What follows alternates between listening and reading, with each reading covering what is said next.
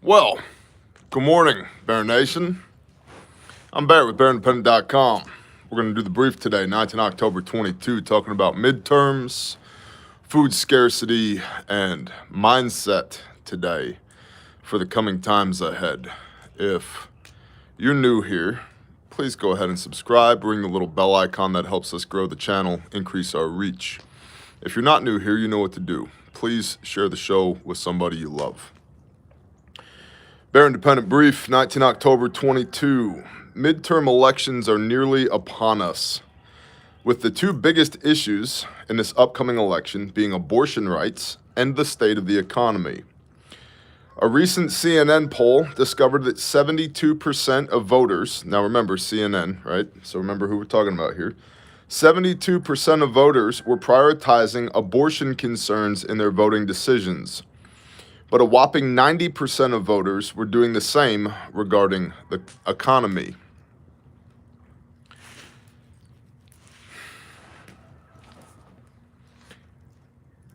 How shall I say this? I believe in freedom. I also believe in the sanctity of the unborn. I also know beyond a shadow of a doubt, given the appropriate attention, care, love, there is a 100% statistical probability that that clump of cells turns into a human being. And it is the first command in the Bible, be fruitful and multiply. So, while I have compassion for people who have had abortions in the past and have changed their ways, right? Because we all have sinned and fallen short of the glory of God. Shall we sin all the more so that grace may abound? No, God forbid. So, is it a voting issue for me? Yes, but not as far as access to safe, legal, and rare. No, not at all. I'm not into that. I do not believe that we should stifle the lives of the unborn. That's me. This is America. You have a constitutional right to be as right or wrong on that issue as you want to be, but that's where I land on it. And as far as the economy is concerned, yeah, it's a primary consideration because everything else that we do is downstream from there as a nation. Employment numbers, cost of fuel, cost of energy, cost of goods, cost of living. Manufacturing capabilities, the strength of the country is the economy. You know, what did Clinton say? It's the economy, stupid? Yeah, I believe that was Clinton, and I believe he was correct. One of the rare occasions.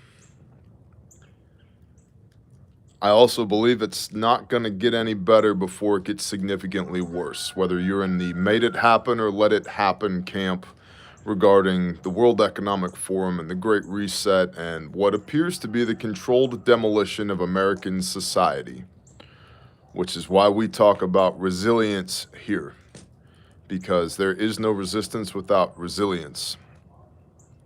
So you being strong in your home, being strong in your community, strong with your family, matters a lot. That resilience, that preparedness, not prepper horse crap, buy a bunch of junk, put it on a shelf, never use it, but actual capability, the ability to actually endure, to thrive amid chaos is what we are about here. Because the economy is likely to get worse before it gets better. There's an argument to be made, and is being made by several economists and amateur economists, of which I'm neither. But there's an argument to be made that, as one brother so succinctly put it, that even though the U.S. dollar, the U.S. economy is less than stellar right now, we are still the best looking horse in the glue factory. Yeah, China was thought to be making moves to usurp the United States on the world stage, and they're economically speaking not so hot, and they are dependent upon inputs, material inputs, energy inputs, capital inputs that seem to be drying up across the world stage. Russia does not have the economic horsepower to usurp the United States of America. And while they will very likely continue down the path of BRICS, Brazil, Russia, India, China, South Africa, etc., and all these other countries, and look to undermine some of the U.S. dollar's reserve capacity on the world stage, that doesn't necessarily replace the U.S. dollar. Additionally, you've got all these loans that have been made internationally that are predicated on the strength of the U.S. dollar. And there's a bit of an uproar internationally right now that because so many other nations have tied their economy to the U.S. dollar, that as the dollar strengthens and their monetary unit weakens, they're forced to repay the United States on a currency exchange that puts them on the short end of the stick. So that could be just one more contributing factor to increasing global chaos, or, pseudo chaos. Remains to be seen. Back to the brief. Midterm elections are the focus of the news, but available information is still skewed by the media bias. In a recent example, Jill Biden has been booed and greeted with F Joe Biden, they didn't say F though, and Let's Go Brandon chants at the Philadelphia Eagles game when she, Jill Biden, attempted to lead the crowd in Fly Eagles Fly, a song that football aficionados may be familiar with. On the audio, attendees videoed the event, and that revealed a very different perspective of massive disapproval in the audience of what President Biden had called in 2021, quote, the most informed and most obnoxious fans in the world, end quote. Speaking of media issues, I'm sorry, I lost my place in the news. Let's see. Negative reactions to Jill Biden's singing were hidden on NBC, which showed a brief clip of her appearance but only had the Fly Eagles Fly song on the audio, not the booing. Who'd have thought? It's almost as if they are attempting to control a narrative or two. Remember in fifth generation warfare, which is an amalgamation of not really first, but third and fourth and fifth generation warfares, the game of narratives is incredibly important. It's why, everybody probably within the sound of my voice is aware, you can't trust the mainstream media. And alternative media is just as challenging these days because there's so many voices, you don't know who's full of crap and who's not. Then you get into legitimate and illegitimate claims of Russian disinformation, Chinese propaganda, American propaganda, and it becomes quite difficult to decipher. That's a tactic. One way to control a narrative is to release so much information and disinformation on whatever that subject is that it soon becomes impossible to tell the difference between the truth and lies, right? So the whole data set is tainted at that point. That's part of what I think the United States mass media is doing. Jim Marrs, M-A-R-R-S, Jim Marrs, who was an investigative journalist turned author back in the day, wrote a book years ago, decades ago maybe now, called Rule by Secrecy.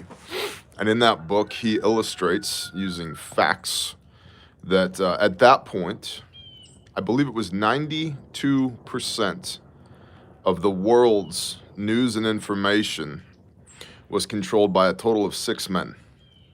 6. Who sat on the board of directors on all these different companies. I don't know what that number is today, but I imagine that situation's got worse, not better. And so when you think about the collective power of those 6 men to be able to direct narratives across the globe, and then you factor in information, misinformation, disinformation, intentional or otherwise, hell, it's near impossible to come up with a consensus as to what truth even is anymore. And I think that's why there's such a mass exodus from mass media these days. But even that being said, we all need to be careful as to what we consume for alternate media, because just because it's the opposite of what the mainstream media said doesn't inherently make it true. Tracking? Tracking like a tank bear. All right, good talk, everybody. Speaking of media issues, the recent Alex Jones lawsuit resulted in nearly $965 million being awarded for Sandy Hook families. Stephen Crowder expressed his concerns about the power of punishment that exists for mere words.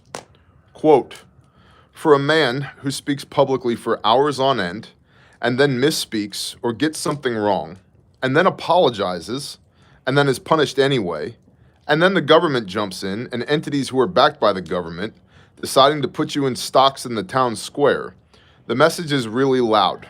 If you have a belief that others find offensive and you apologize anyway, they only get worse," he said, referring to the left. This is interesting. I believe it was Donald Trump Jr.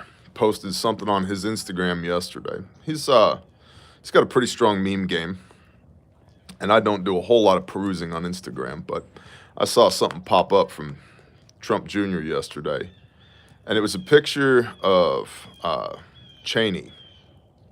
Dick Cheney, with a quote about weapons of mass destruction in Iraq. And underneath it, it said, "Total people killed, 1 million plus. Fine, $0."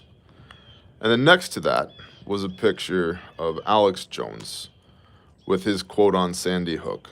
"Total people killed, 0. Fine, $1 billion. Getting back to the game of narratives, it's about controlling the narrative. It's about controlling the voice box. It's about anybody who has a dissenting opinion being put in their place. And it's also about sending a message to people like us that you might be allowed to have your opinions, but don't you dare express them if they run counter to what the popular narrative is. This is incredibly communistic, right? Where one could make the argument that pick an alphabet soup agency, the United States already has its own secret police. Clearly, speech is being policed, and it has been being policed for a decade. Probably not going to get better anytime soon.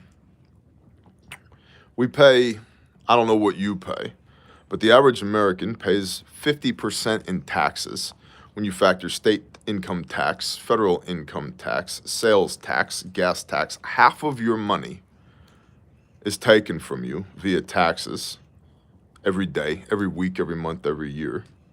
That's incredibly communistic. We are very likely going to see, as war continues to build around the world, what was the name of that? Defense, so the DLA, the Defense Logistics Agency, is an agency that essentially buys and controls the buying of war material. But there's a law that the name of it escapes me right now, but essentially allows the U.S. government to prioritize and allocate material, commodities for the war effort. So that's fascism, the merging, or socialistic, the merging of private companies and the federal centralized government. We are moving down an incredibly scary track, and I think that's why so many people are so adamant about these midterm elections being incredibly important. And I want to believe that they will be. Unfortunately for me, 2020 proved that they certainly have the capability to press their thumb to the scale, to fudge the numbers, to affect the outcome in a way that is beneficial to them. How much so? I don't know. I don't know if they have a 10% fudge factor or a 100% fudge factor, but it's something. Dinesh D'Souza, 2,000 Mules, phenomenal documentary about that entire shenaniganry that took place in 2020. That fudge factor exists. So, do the midterm elections matter? Yes. How much do they matter? I don't know. I wish that I did. I would like to think that we live in an America where they still matter a whole lot. I don't have an appropriate data set to work from to be able to unequivocally say, yes, they matter, or no, they don't matter. But I do know this. If you're the voting type, make absolutely certain that the people you are voting for exhibit real American values. Real American values. Do not just vote party line. Do not just vote more scumbags in. Real American values. Because I truly think it's going to get worse before it gets better. And the only way it's going to get better is if we remember who we are, fearfully and wonderfully made in the image of our Creator, in service to Him first and foremost. America was great because America was good. And we really need to remember how to be good again. Good to one another, to love our neighbor as ourself, to observe all of the left-right commands, and to take personal responsibility, because we have lived since the 1980s in an unprecedented, I can't say the word, unprecedented, thank you, brain, historic period and anomaly of incredible wealth and growth and largesse. And for everything there is a season, and that season is changing. I was just admonishing my son this morning on the way to the gym at 5 o'clock in the morning that he needs to learn to be harder than I am. He needs to learn to be harder than I am. And I need to harden myself, because the days that are coming, whether they're months long, years long, or decades long, are going to be worse than they are right now. And I don't say that to make you fearful. I say that because I believe it to be true. The good thing is we can do something about it. And maybe that's a midterm vote. But that midterm vote doesn't matter if you cede all authority over your personal well-being to somebody in a suit in an office somewhere other than your community. Doesn't matter. We have to be as strong as possible where we are at right now. Strong relationship with the Father, strong relationship with our families, strong communities, strong towns and cities, strong counties, then strong states, then a strong federal government. It is a grassroots up, not a top down, that will fix this. Now, an appropriate midterm climate could help us be stronger in the micro on our personal day-to-day lives, but it will not fix the macro. Not if we don't fix the micro. That's my personal opinion, and you're free to feel however you want to feel about that. You're free to start a YouTube channel and talk about these things as well. I'll come watch your videos if you've got something good to say, and I mean that. I'm not being facetious. But I don't think midterms are a magic bullet for what we've got going on. And even if they were, you cannot course correct a ship the size of the United States of America in a moment. Right? An aircraft carrier does not turn on a dime. It takes time, it takes effort, a massive amount of effort. So we have to remember how to be good again. We have to apply headship and leadership and stewardship and capitalize on the opportunities that are put in front of us.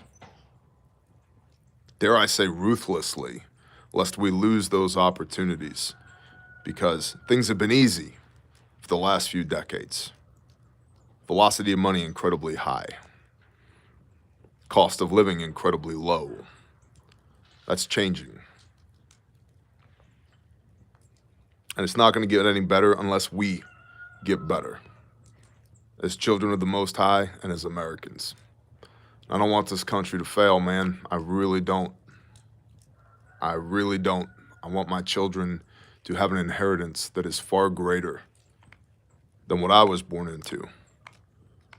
But I don't see that happening unless we truly get on the ball.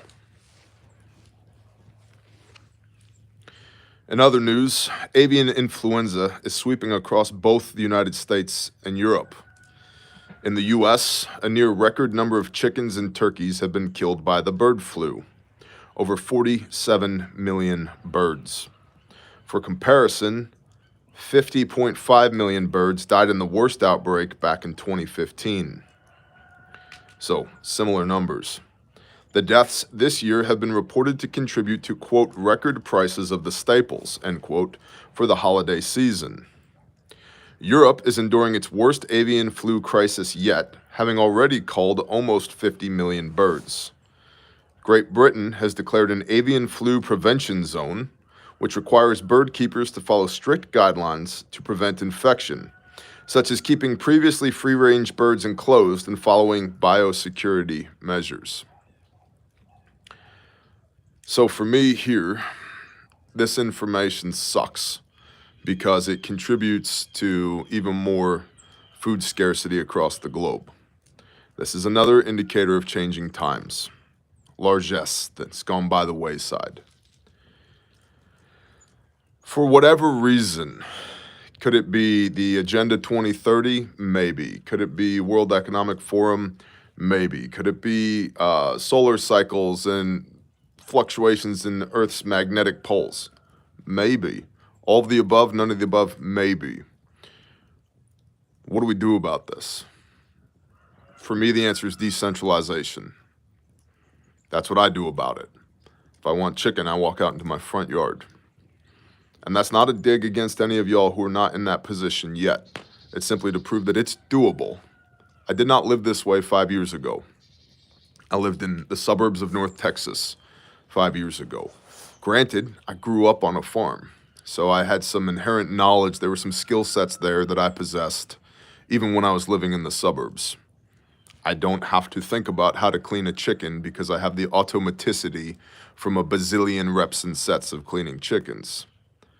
But it doesn't mean you can't learn. Doesn't mean you can't make the moves. Doesn't mean you can't begin to put yourself in a position where you are not dependent upon this global system, which is in the process of failing. Intentionally or unintentionally failing. It's 100 million birds globally that have come out of circulation. That's a considerable number of birds. We have 2 birds that have come out of circulation here recently. A rooster who needed to get some, and a hen this morning that got eaten by a raccoon.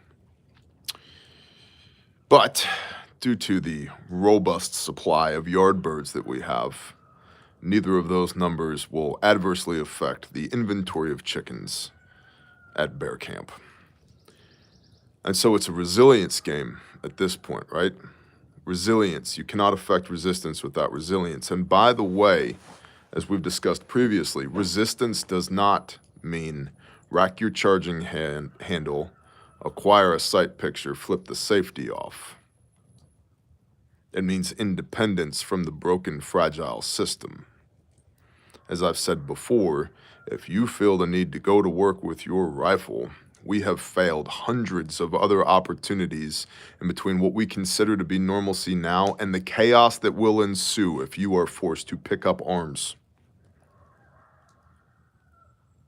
You don't want that. You don't really want that. I don't want that. I have a wife. I have children. Who's gonna bury you? Ask yourself that question. Who's gonna protect your family when you spend the one life you have being blown to smithereens by overwhelming firepower because you failed to execute on these hundreds of other opportunities in between normalcy right now and having to rack a charging handle in anger? Last thing I want to say is this. That's the brief for today. That's the last thing I want to say is this. Oh, we're also going to talk about life number 53 that has been saved here in a moment at Refuge Medical. I had to have a conversation this morning with an American small businessman and entrepreneur. Do some talking off a ledge. And more talking off the ledge will be required. Major companies are in the process of failing right now. I know somebody who has worked for a major computer and software company for a couple of decades. His whole team was just let go. I know somebody who's been in the insurance industry forever who has told me that these insurance companies are failing left and right. And then the American small businessman or businesswoman. What hope do we have of being able to endure? Right back to this conversation that I had this morning and will continue to have. Failure is not an option. It amazes me, it astonishes me how many people have this concept in the back of their head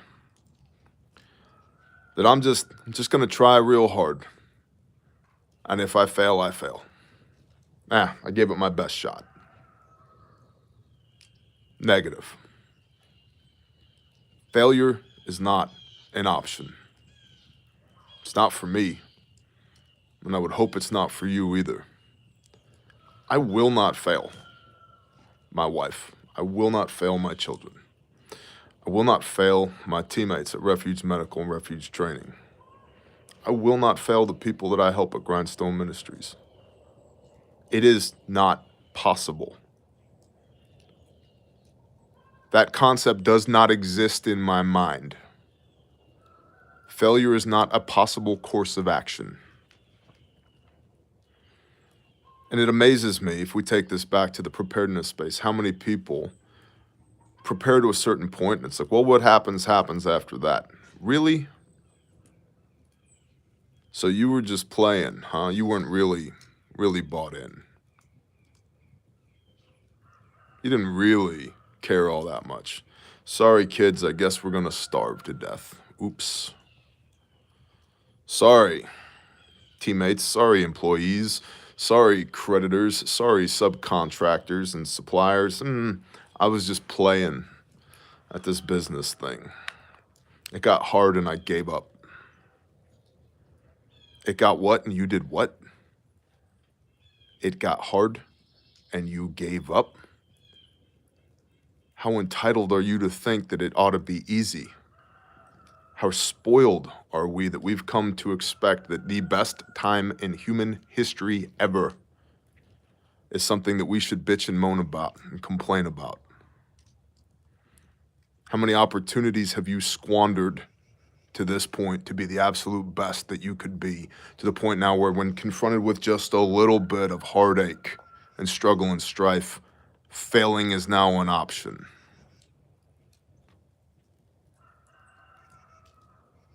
And on the one hand, failure is an option to so many people. And on the other hand, people will run their mouths about how we've got to make this country great again. We've got to take this country back.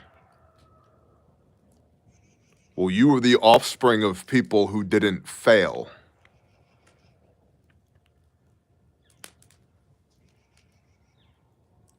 We stand on the shoulders of giants. We wouldn't be here in the first place had our parents, our grandparents, our great-grandparents failed us. But because it got a little hard, we're all just gonna collectively give up. You have to murder that bitch voice in your brain. Sometimes daily, sometimes hourly, sometimes minute by minute. There's no Q word. You don't get to quit just because it's hard. What are you gonna do? You're gonna roll over and die? Give up? Because it's hard? Because this is hard? Because 6 months of negative GDP is hard? We haven't seen anything yet. So be encouraged, my brothers and sisters. We're better than this. We are capable of far more than this. It's not an accident that you're here or that I'm here at this time, in this moment, under these circumstances, as if the creator of the universe makes mistakes. But be aware there's a sifting coming. There are people who will voluntarily give up. They will opt out. And you can't save somebody who doesn't want to save themselves. That's hard. painful, but it's true. But for me, and hopefully for y'all, failure's not an option. And I'm not looking to simply weather the storm that's coming. I am looking to kick a metric shit ton of ass during the storm that is coming. I hope that makes sense. Do we even still have a freaking live stream?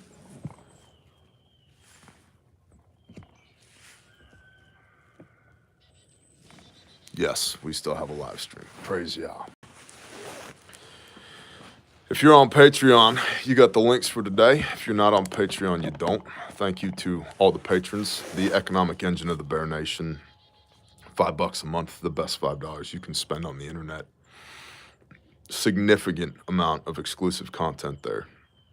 Just posted this morning, cornerstone foundational video for understanding my ethos and for navigating the pathway forward.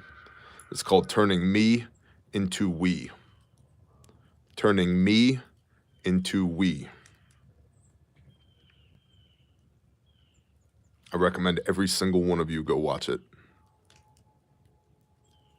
And if the question is, well, Bear, why would you put it on Patreon if it's that important? It's because of its incredibly high value. You don't get to hear the band play unless you pay the cover charge. You want the experience of that? It requires a little bit of buy-in.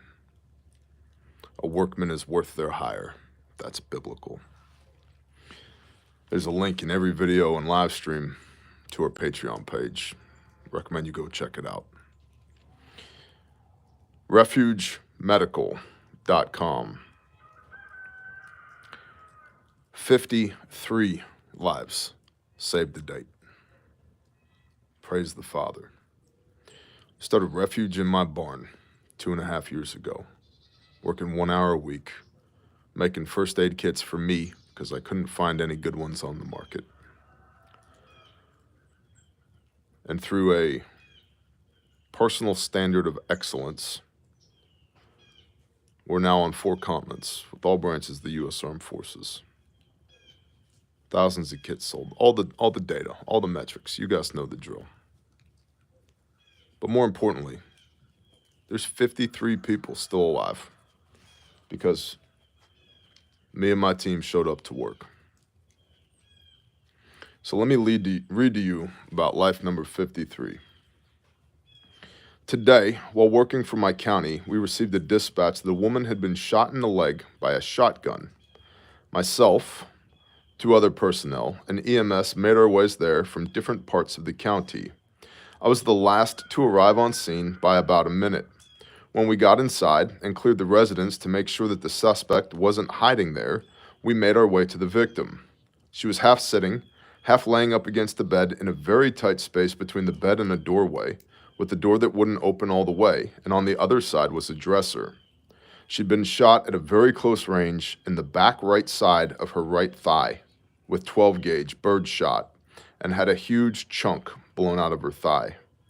She had wrapped 5 or 6 cords around her leg to slow the bleeding because that's all she had within reach. I had already grabbed my pocket. I have a pocket in my pocket, which I'll show you in a moment, out of my active shooter bag. I applied the tourniquet high up on her leg and gave it a couple of twists, and then realized I had forgot to cut her pants and expose the wound. Lesson learned. So I then cut her pants around the tourniquet to see the wound, checked for bleeding, and checked for other wounds. I noticed the wadding from the shotgun was still in the wound. I left that in place just in case it was holding something together. I then started applying emergency trauma dressings to the wound, which was about 9 inches long and 3 inches wide. I used the 4-inch one from my kit and another 4-inch I keep on my vest, and by now EMS had come into the house. I asked for another to finish covering the wound to absorb and protect it from more damage. They handed me their version, and I was like, WTF. It was basically a little thicker 5x9 gauze pad with 2 rolled gauze attached to either end, which threw me through a loop and made me appreciate the quality equipment that Refuge provides even more. From there, we loaded her onto a backboard because there was no way a stretcher was going to make it into this house. We carried her out onto the stretcher. She was put into the ambulance, where all they had to do was start some IVs, hook up the leads, make sure that the deputy did it right, and wait for the wings to land in the field next door. This turned out to be a domestic violence situation, and the coward ran off after he did this. After the incident, my lieutenant asked, quote, "Now how are you going to replace what you used?" End quote. And I reminded him that this kit was from Refuge and the policy that they had. By the way, this person has already been shipped days ago, a replacement kit. If you use your kit to save a life, we will, no questions asked, replace every damn component up to and including an entirely new kit. The goal is to save people's lives. I hope that this can persuade my county into what I've been trying to get them to do for over 2 years and buy us quality life-saving equipment and training. Life number 53, because we showed up to work. I could tell you all the data on our kits. You've heard me talk about it before. Hopefully you understand by now that if you have blood inside of your body and air in your lungs, you need a trauma first aid kit. Whether you drive a school bus or a minivan or a bulldozer or a Peterbilt or a Black Hawk, it's for the preservation of life. And so I would encourage you, if you don't have one, or if there's somebody that you love that doesn't have one, please visit refugemedical.com. You can use promo code BearNation for free shipping. And truth in advertising, I am the founder and CEO of Refuge Medical. And we are proving every day that quality first aid kits actually save people's lives. So thank you to everybody, every one of you out there who is helping us grow this American-made small business, even in light of this economic downturn, even in light of supply chain issues, even in light of labor shortages, even amidst the complicated and highly competitive medical kit market. We are prospering and growing because we are helping you solve these life-saving, life-threatening problems every day. I appreciate y'all. Refuge training, if you don't know how to save a life, and you need to, there are a couple of slots left in Dallas and in Waco, Texas, both of which are coming up soon. I would highly recommend, if you need to know how to deal with a massive hemorrhage, life-threatening bleeding, how to establish and maintain an airway, how to establish and maintain respiration, how to check for circulation, maintain circulation, how to deal with head injuries, hypothermia, everything else, CPR, AED, all the way up to force-on-force active shooter training, blue guns, team building skills, refugetraining.com. And if you'd like to book a private class, sales@refugetraining.com. We've been training several construction companies lately, and it's been excellent. It's really bought in. I'll tell you what's been disheartening is we've been training a lot of schools as well. And it pisses me off how few educators take this training seriously. To the point that I will not go look for schools anymore to train because it's demoralizing my trainers. Because these teachers who are being provided this life-saving training are treating it as if it's another mandatory training event, on their phones, not paying attention, not caring. Now, the schools who reach out to us and say, hey, will you please come teach us? Their people are bought in. They want to be there. They want to get trained. But it's sickening how little some educators care. It's disgusting to me. And that's not a dig on all educators. It's just something that we've learned in the last year.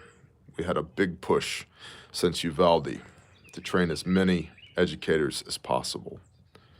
And maybe 20% of them really responded well to the training. The other 80% couldn't give two shits about being there.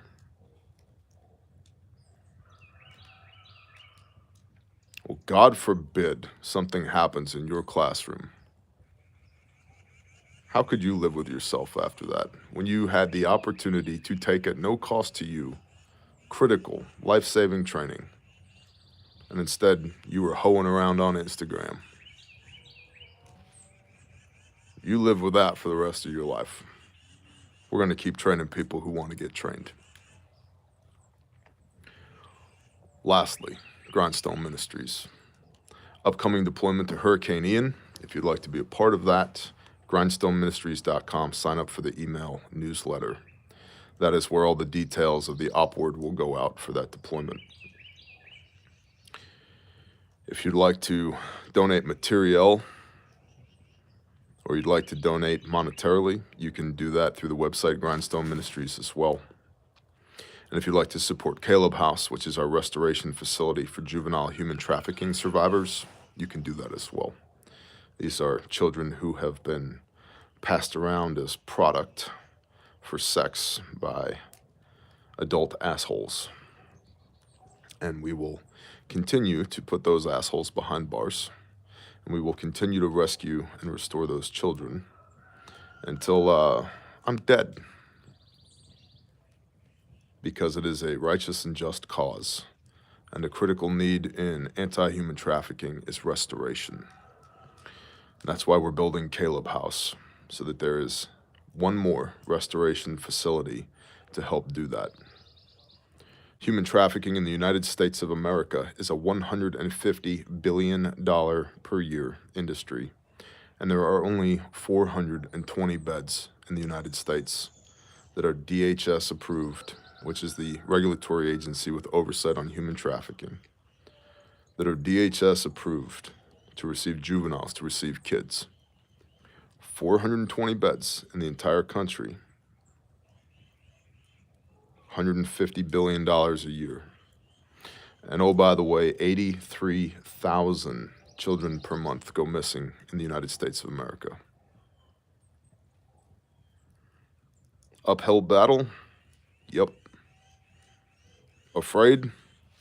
No. Gonna give up because it's hard? Never even crossed my mind. Let your yes be yes and your no be no. So, thank you to everybody who supports Grindstone and Caleb House. Literally could not do it without you. Bless you, Bear Nation. You are the best audience on the face of the earth. We have done more mighty things to be the hands and feet of the Most High because of you than I can ever recount. You're incredible. Remember that. Be not afraid. Shalom.